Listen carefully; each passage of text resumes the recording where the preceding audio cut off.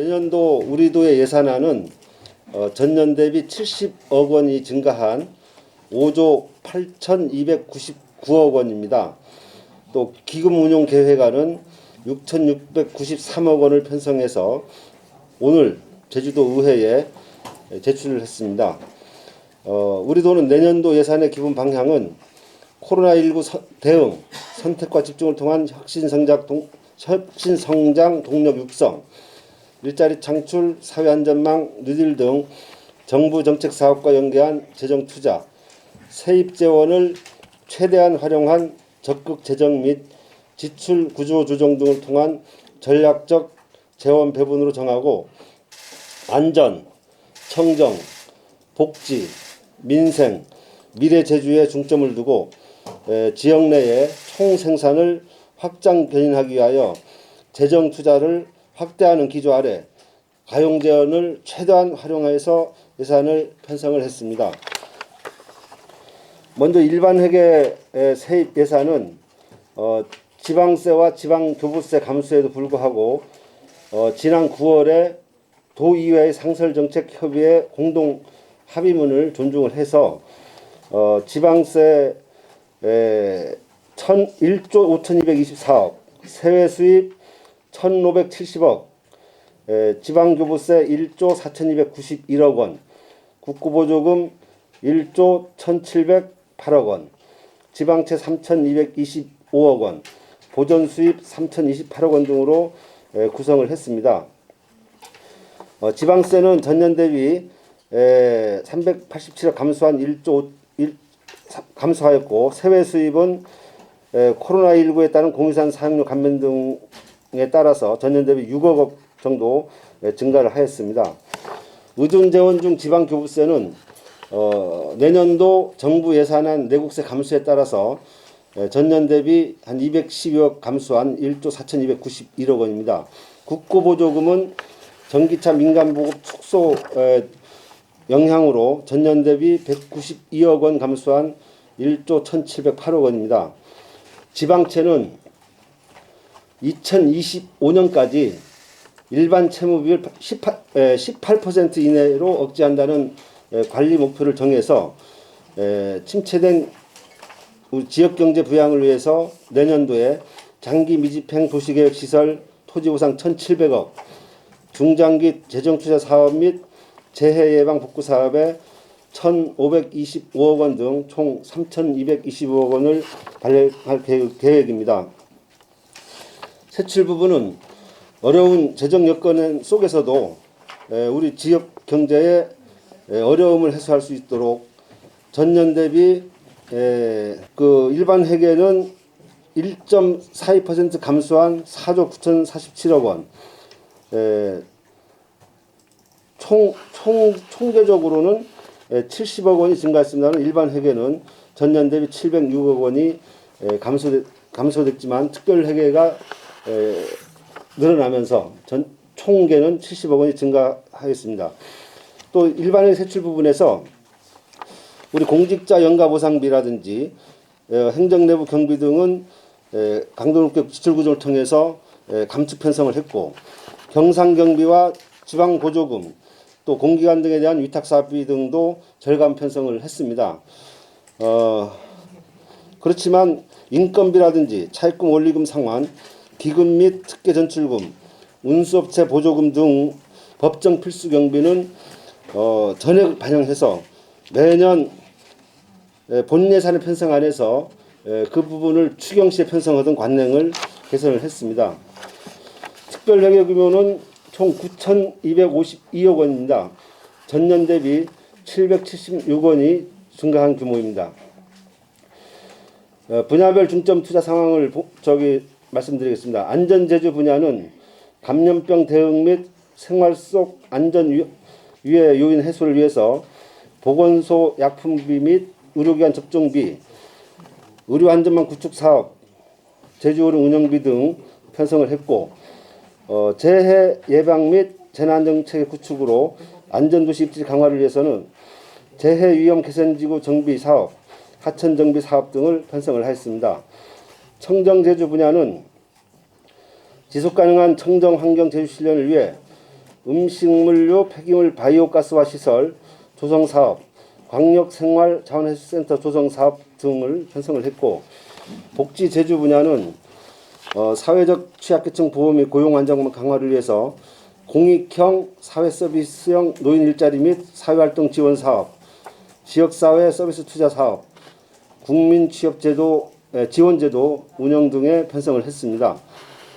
민생제주 분야는 미래가 있는 제주 농업 및 수산업 육성을 위해 공익직불제, 농업용수 통합 광역화 사업, 농작물 재보험료 지원, 가공용 감귤수매 차액 지원 등에 이제 편성을 했고, 경제산업 구조변화 선도적 대응을 위해 제주 지역 화폐 발행 및 운영에 175억, 중소기업 육성기금 출연 280억, 디지털 제조 트라이아웃센터 구축 사업 등에 편성을 했습니다.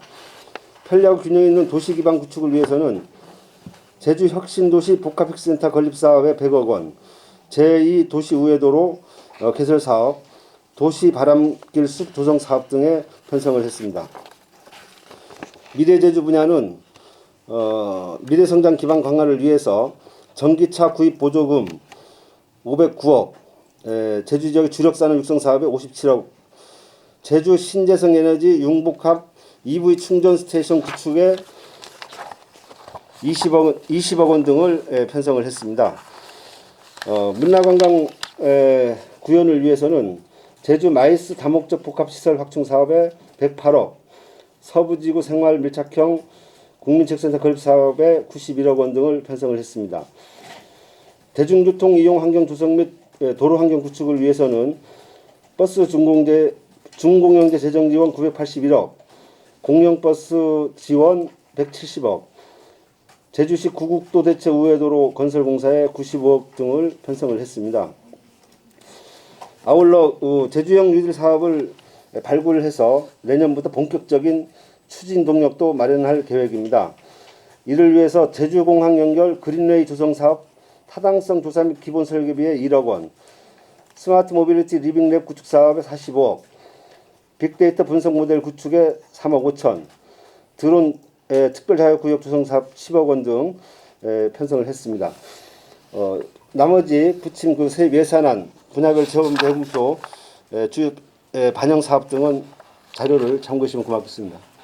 작년에 올해 예산 본예산 편성할 때 또 확장 재정 기조로 이렇게 편성을 하다 보니까 그런 부분들이 편성이 안 됐었으면서 또 올해 그 추경 때 그 재원을 마련하려니까 또 새로운 여건이 돼서 굉장히 재정이 어려운 부분이 있어서 지출 구조 조정을 했었는데요. 내년에도 사실 세입 재원이 불확실하기 때문에 올해 본 예산에 이런 부분들은 전부 100% 보전해서 내년 그 재정 부담을 좀 줄이려는 그런 생각을 갖고 있습니다. 이제 고교무상교육과 관련해서는 우리 특별자치행정 국장님이 직접 설명드리도록 하겠습니다. 그 고교무상교육 관련해 갖고 교육청하고 완전한 협의는 아직 이루어지지 못했습니다. 그리고 제가 여기서 말씀드릴 수 있는 거는 우리가 이제 어떤 법령을 개정해서 재정 부담이 되는 경우에 그 입법 취지와 그다음 누가 부담할 거냐 이런 거를 명확히 하게 되어 있습니다. 이게 이제 고교무상 교육이 이제 초등등 교육법이 개정되면서 금년도 그러니까 2020학년도부터 이제 시행하고 있고 법령 개정 과정에서 그 당초 이제 학부모 그러니까 학생의 학부모죠. 입학금, 수업료, 그다음 학교 운영비, 그 교과용 도서비 4가지. 학부모가 그러면 내던 거를 고교 무상교육을 하게 되면 학부모의 의무가 면제됩니다. 그러면 그만큼 교육청 입장에서는 그 금액이 결손이 생기기 때문에 누군가를 메꿔줘야 됩니다. 그러면 원래 국가가 주도기 때문에 이거를 전액 국가가 부담해야 되는데 국가도 재정 형편이 어렵기 때문에 그러면 국가가 47.5% 부담할 테니 교육청도 47.5% 부담하고 그 다음 나머지 5%를 이제 지자체가 부담하는데 그 과정이 어떻게 나왔냐면 학부모가 내는 그 수업료나 입학금 중에 농업인 자녀 학자금이라든가 공무원 자녀인 경우는 해당 지자체단체가 공무원들한테 줬습니다. 직접. 근데 이게 안 줘도 되니까 그러면 지자체가 원래 주던 금액은 안 줘도 되니까 그거를 교육청으로 보내라. 그게 그 고교 무상교육 전출금입니다. 그러면 이게 타시돈 전혀 관계없어요, 이게. 왜냐하면 그냥 주던 걸 안 주는 부분만큼만 다시 교육청으로 보내면 되기 때문에 추가 부담이 없는 거죠. 그래서 당시 법령안 심사 과정에서도 그 유은혜 교육부 장관께서 그런 말을 했어요. 지자체 추가 부담은 전혀 없다. 종전에 하던 것만 그냥 교육청으로 넘겨주는 거지 추가 지원 부담이 없다. 그렇기 때문에 국회에서 이 법안이 통과됐고, 근데 이게 법령이나 시행령이 전혀 문제가 없습니다. 시행령에도 보면은 부담 비율을 어떻게 했냐면은 고교 무상교육 시행 전에 부담하던 금액을 기준으로 하도록 됐습니다. 여기서 문제가 되는 것은 법하고 시행이 문제가 아니고 고시가, 그러면 2020학년도 고교 무상교육을 시행하는데 그 전을 2019년도도 아니고 2018년도도 아니고 2017년을 갖다 놓고 그 기준을 고시가 만들어 놓은 겁니다. 그러면 다른 시도는 관계없지만 제주도는 이미 2017년도에 도세전체금 상량 지원하면서 연간 한 170억이 더 갑니다. 그걸 갖고 이제 무상교육 재원으로 이미 기반이 마련되어 있는 상황에서, 자, 우리가 그러면 그 학생들 학부모한테 주는 공무원 자녀 학자금이라든가 농업인자 학자 다 없어졌거든요. 그런 과정에서 이제 올해부터 시행되고 내년도 전학년 시행되는데 그거를 추가로 부담해라. 이거는 법령 취지하고도 안 맞고 저희들 입장에서는 법하고 시행령도 위반이 아니거든요. 그래서 이제 고시 문제인데 이거를 저희들은 그 교육청하고 수차례하면서, 자, 법을 만들어낸 그럼 교육부가 중재를 해라. 우리가 이거는 교육청 입장은 뭐냐면 고시가 그렇게 돼 있으니까 줘야 된다. 근데 우리는 법령안 취지라든가 그럼 우리 추가 부담하는 건데 어떻게 법안 취지하고 맞냐 이런 거거든요. 결국은 현재까지도 이제 합의는 안 된 상태입니다.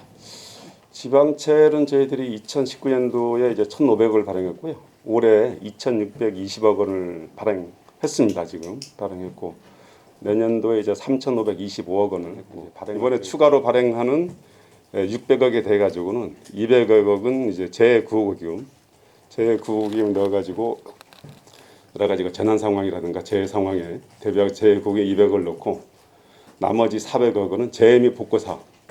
이거를 이제 지방채 사업으로 전환을 했습니다. 이번 그 600억 추가 발령하는 부분은 재해구호 기금 200억 원은 각 부서에서 코로나19 방역과 관련된 장비, 이런 물품 이런 것들이 각 부서에 산재해서 요구되다 보니까 그게 금액이 한 200억 이상이 됐습니다. 그래서 이런 부분들은 전부 단가도 통일하고 어떤 그 총량 관리도 해야 되는 입장이어서 재해구호 기금으로 200억을 편성해서 좀 효율적으로 그 예산을 사용하기 위함이고요. 나머지 400억은 이 하천 재해 사업 이런 쪽에 언젠가는 해야 될 사업인데 또 시급히 해야 될 부분도 있고 그게 우리가 재원이 부족하다 보니 그러면 이번에 지방채를 발행해서 워낙 또 예산 총계 규모가 세입 규모가 줄어들기 때문에 언젠가는 해야 되고 또 시급히 해야 될 사업들을 발굴을 해서 이번 지방채 발행 사업으로 추진하게 된 겁니다. 고맙습니다.